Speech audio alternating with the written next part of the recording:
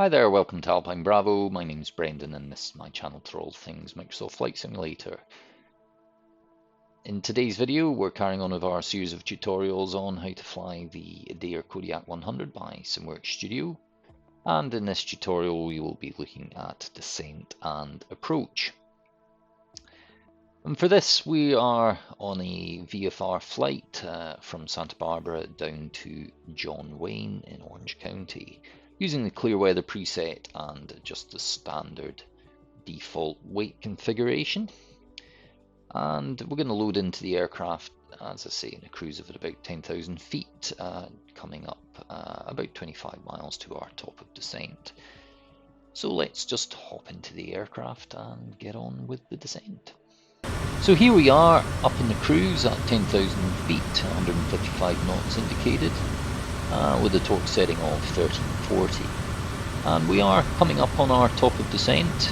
Now, it makes it very easy, as I showed in the last tutorial on cruise with the G1000. If you have an active flight plan programmed in the G1000, it will automatically calculate the top of descent, which is shown as TOD on the magenta track there, and you can estimate how far you can. You have to go from the range arc there, so that's at 10 nautical miles right there. So the first thing you're going to have to do is think, okay, what altitude do I want to target? Now we're flying VFR, so we're going to aim for the pattern altitude at John Wayne, which is going to be 1,000 feet. So the first thing you're going to do is use the alt select dial on the GFC 700 control panel to dial in 1,000 feet. So 1,000 feet selected, and you would call that out and confirm it. The next thing you're going to have to consider is what method of descent, how are you going to manage the descent. If you're using the autopilot, which many of us will for descent from this altitude in these conditions. You have three choices essentially. You can use vertical speed mode, flight level change mode, FLC, or VNAV. And I showed VNAV, a little bit of VNAV function in the cruise tutorial. But for the purposes of today, we'll use vertical speed, which is my preferred method for descending in the Kodiak. The third thing you're going to have to then consider for your descent planning is power. Now, if you have the torque set higher than 1,300 foot-pounds, you will risk overspeeding the aircraft depending on the rate of descent that you select. Even on a 3-degree glide path, you will start to accelerate. But if you have it set below 1,300, you can be certain that you will not overspeed the aircraft, and that is useful if you've got other tasks to perform, like speaking to ATC, checking your approach plates. So it's good to descend at a steadier rate rather than coming in too fast. Their other consideration would be setting the correct pressure. If you were descending down from the flight levels, you would want to make sure that you are on the right area QNH or altimeter setting, or if you don't have an area QNH, then the field setting. So now we're coming up on top of descent. We're just reaching it there. So I'm going to start my descent, and I'm going to do it by using vertical speed mode. So on the GFC here, we click VS, and we confirm VS is in green, and then we're going to select our vertical speed down, and 800 feet per minute is a very typical descent speed in the Kodiak. And again, with any autopilot operations, you check what's indicated before you make any changes. You think about what it is you want to achieve, you make the changes on the panel, and then you confirm. So we have GPS, autopilot is on, vertical speed mode is on, the down arrow means it's descent 800 feet per minute, and we have 1,000 feet alt selected. And we will see the speed will creep up, but it shouldn't get to our maximum VMO of 182, it should sit neatly below that. And during the descent, you will have to, amongst your other tasks, continue to monitor torque, ITT and G, and make sure that they remain within limits. Your torque will increase as you descend. Now is a good time to pull up the checklist, so we'll just do that. So here we have the descent checklist, and we'll just work our way through that. So engine inlet, you'll have to decide based on the field and potential for any foreign object damage whether you want to put the engine inlet into bypass. Normal operations would require we just leave it in normal for landing with a fuel like John Wayne. Pitot heat, again, that's standard icing considerations. See the cruise tutorial for more information on that. They can remain off in these conditions. We'll check our altimeter setting. Now we're applying the clear preset, so standard pressure of 29.92 is normal. Our CDI, which is the course deviation indicator needle on the horizontal situation indicator here on the KFD. You want to make sure that that's set in the mode that you want, depending on whether you are flying a GPS approach or like an RNAV approach, or perhaps you're going to be, if it's instrument approach, you'll want it tuned to a VUR or a localizer. But that's set on GPS, which is fine. Power lever, we've got it set, and we'll just monitor that. You can see we've crept up to 172, and we'll pull torque back a little bit. So we set it to 1350, sorry, 1250.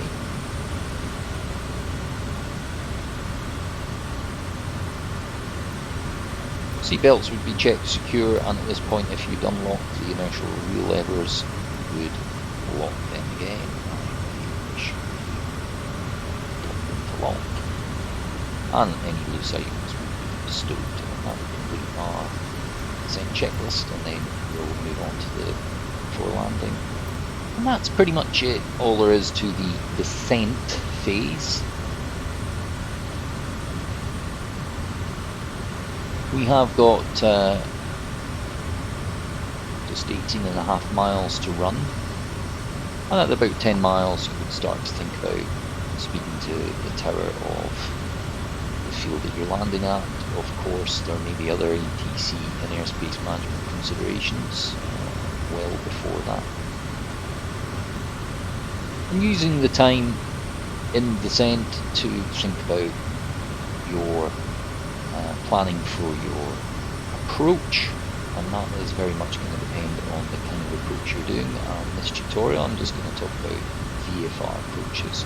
So with any VFR approach you will want to enter the traffic pattern, and how you enter the traffic pattern is going to depend on the runway that you're assigned, or the runway that you're going to choose to land at if it is an untowered field, and your direction of approach. But typically, and this is a good point, you would enter, if the pattern's at 1,000 feet and you're not going to be doing a direct entry, you want to come in about 1,000 feet above pattern altitude to then get on to the downwind. So in fact, we will change our alt select up to 2,000 feet, which will bring us in 1,000 feet above pattern altitude. Because at John Wayne, we're going to be landing on runway 20 left, and I know from this angle that means we're coming in beam the runway, so we're not going to be able to do a straight in entry. We want to, so to get into the downwind, because there are two parallel runways at John Wayne, so to get into the downwind it's on the opposite side. I can't just sort of slide in and join it. What I'm going to have to do is overfly the field and do a turn to pick up the downwind. I've just paused the simulator now so I can quickly talk through some of the options that are available for you to help plan a visual approach in the G1000. And there are two, basically. There's the OBS, and then there are visual approaches that can be loaded from the procedures page. For which you use will depend on the circumstances, but I'll show you both. So OBS stands for Omni Bearing Selector, and you can activate that from this button here on the PFD. And what that does is essentially turns your current active waypoint into a VUR. And when you select that, you can then use the course knob here, not the course knob down on the GFC 700 panel, but here up on the side of the G1000 panel, to set a radial like you can. And if you line that up with runway heading, it will then give you guidance. The course deviation indicator needle will give you guidance to the runway heading, and that is of course if the active waypoint that you have selected, or the current active waypoint is the runway. So if we bring up the flight plan on the G1000, you can see that it's got runway 20 left. Now I'd selected that when I set up the flight plan, I chose that runway. If you hadn't selected the runway, it would then just be using the airport waypoint, and it's important to note though that is not coincidental with the runway, whereas the runway waypoint, that is the threshold of the runway, whereas that KSNA waypoint might be the centre of the field. So for something a bit more precise, you'd want to use the runway waypoint. Once you do press the OBS mode, we just click it here, I'll just have a quick look at the symbology up here. So it will go OBS, it will what radial, what course is currently dialed in, and what the waypoint that it is using for the OBS. Now, if you do this when you're in GPS mode, it will immediately start to try and navigate towards it. So what you do before always before going into OBS mode, you want to sync your heading bug, which we've already done, and be in heading mode first. But then the next part of the procedure is to, once you've gone into heading mode, you can select OBS, and then you can dial in the course, which is on this triangular up here. So just click OBS, and you can see that starting to change. Now, the runway heading for 20 left is 196, so we want to change that to 196. The other direction, and you can see the CDI spinning around, but also if you look at the PFD, you can see you have a magenta and white needle rotating around that waypoint. Actually just going over a little bit. So there's 196 set. So that will, the magenta side is the side, the active side. It's the side that we're going to be aiming for, and that will, if we follow that track in, that will take us right to the runway threshold. So that's OBS mode. Other thing to note, symbology to note, is that OBS will appear here on the HSI, and also it will suspend the sequencing of waypoints, so you'll get sus should appear there as well. So I'm going to unpause the simulator just so you can see that. So we're in heading mode, so we're obviously flying towards the heading there, but as we get closer you'll see cross-track error will come down. That needle will start to center, and it will in fact, when it is centers on the pointer, should be right over the top of the field. In fact, we can see John Wayne there in front of us. So before we get any closer though, I will just pause the simulator again and show you the other method, which is to use a visual approach loaded in through the G1000 procedures page. So our other option for getting some guidance on a visual approach is to load a visual approach using the G1000's database on the procedure page. And how we do that is we go to the G1000 and we can press prompt, and that will bring up our procedures menu. I would say you can also perform this function from the PFD using the prompt key here, but I'll show you on the MSD. So it will give us our options, and it will first of all ask us to select an approach, and we hit the enter key. And we can confirm that it is for, the procedures are for KSNA, our airport, and then we've got a whole load of different options here. Now then, using the FMS lower knob, you can scroll through until you find the procedure that you want. And the ones that we want, all the ones at the top are instrument approaches. We're looking for the visual 20 left approach. So once we've highlighted that on the left here on the map, it will actually bring up a visual of what that approach looks like, and actually showing us our aircraft position as well. So in fact, it's very straightforward. It's a course that will have a few waypoints on it. It'll have a waypoint for straight, and then final, and then runway threshold. So if we want to, we'll hit enter to select that. And then it will give you the option of whether it's going to be vectors or straight in. If you select vectors, it will just, rather like the OBS, provide a course that is straight out, and you'll have to use heading mode or hand flying to intercept that course and then turn and fly in. The other option for straight in would be as if you were approaching in a direction that allowed a straight in approach to the runway. You can select that, and then that will plot a GPS course from your current location to the straight waypoint, and you can then use navigation mode in your autopilot to fly straight to that. Now the difference between this option and the OBS option as well is that it gives you vertical guidance as well, rather like an RNAV approach. You will get vertical guidance indicated on the PFD here. You'll get the usual sort of symbology will appear. It is not an instrument approach though, you cannot use it in IMC. It is a non-precision, it is a visual guide for a visual approach only.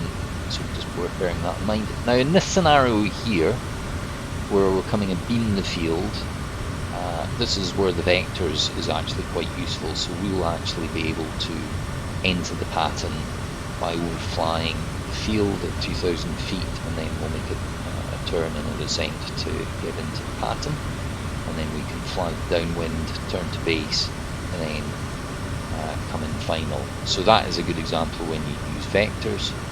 But just be aware that if you do select this procedure and select vectors, once you activate it, it will immediately cancel any existing flight plan or track uploaded in your G1000. So the magenta line that you were following may disappear, or will disappear.